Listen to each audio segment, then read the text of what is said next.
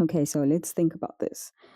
What will happen if everyone in South Africa just stopped paying income taxes? I mean, like literally everyone.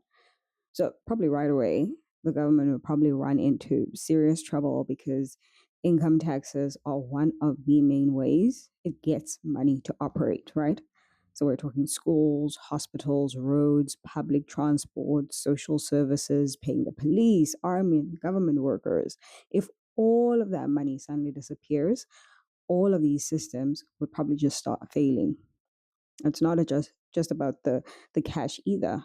This would be more about showing the government that the population is unhappy and that the usual system does not work. They'll probably try to borrow more money to try and fill the gap. But if everyone refuses to pay, then lenders might lose trust and refuse to lend.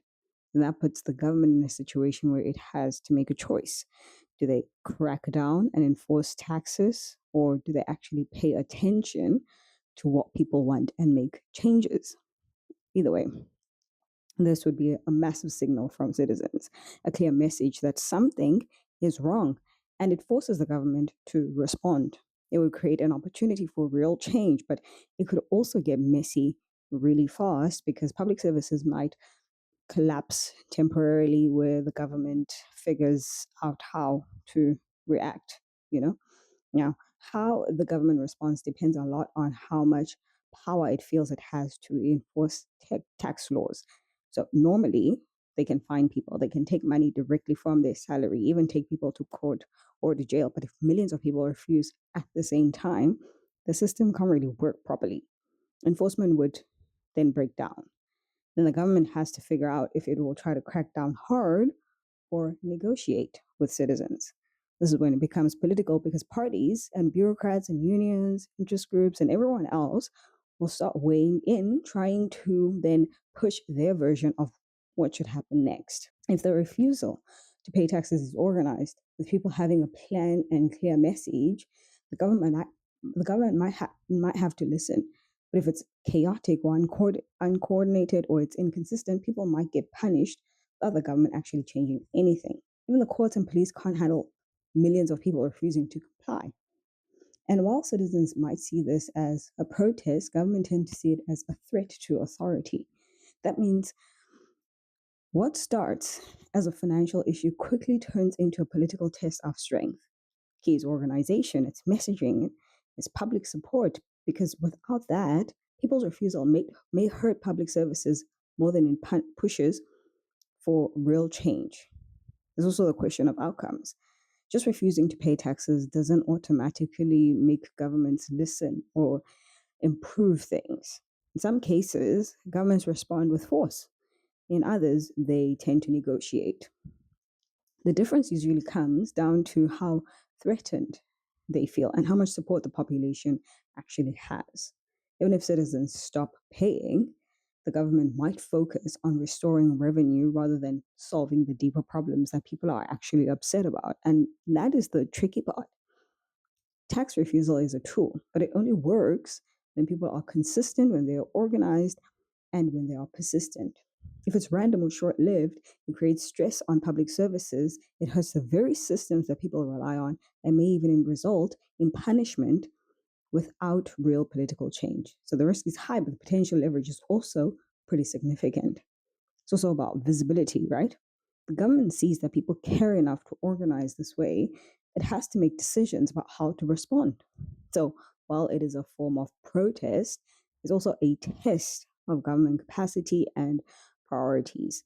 Citizens need to understand that it's not a magic solution because stopping tax payments would force attention, but only through planning and strategic coordination can it actually push the government to respond to citizens' concerns instead of just focusing on restoring money through fines or penalties or other um, measures. Another thing to consider is how this would affect government credibility. People stop paying taxes and the government just ignores it or cracks down without addressing the reasons behind it. Trust erodes fast. Citizens start seeing the system as unfair or responsive, and that can create long term instability. On the other hand, if the government actually starts listening and making changes to policies and budgets or priorities, it can rebuild its credibility and even strengthen its legitimacy. But that depends entirely on leadership willingness. Many governments are more focused on keeping the money flowing and maintaining control than actually solving the problems that people really care about. That's why tax refusal can be such a dangerous idea for government. It forces them to either act or to expose their weaknesses. Ordinary citizens need to understand that while withholding tax is a clear message, it also comes with real consequences for public services. So, hospitals, schools, roads, they can all suffer if money stops flowing. So, the population has to be prepared not only to protest, but to support one another while the government adjusts. It's not only about refusing the payment. This would be a moment that creates a situation where the government sees that ignoring citizens is riskier than listening to them.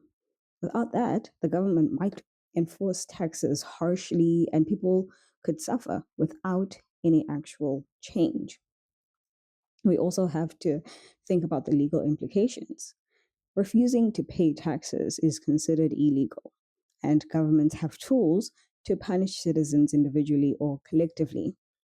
Normally, enforcement is on a case by case basis. But if millions of people stop paying taxes at the same time, it overwhelms the system. That means the law can't function properly. So courts and banks and revenue services would get clogged, and the government is forced to make strategic decisions. Do they pursue everyone, which is impossible and probably creates more backlash, or do they find a compromise to bring people back into compliance? This is where negotiation becomes inevitable if citizens stay organized. So governments prefer order over chaos, right? And widespread non-compliance is chaos. It can create space for reform or concessions, but the key is coordination, it's public awareness, and persistence. Random or short-term refusals are usually crushed without producing real change. Citizens have to maintain pressure while understanding that their actions directly affect the functioning of the state.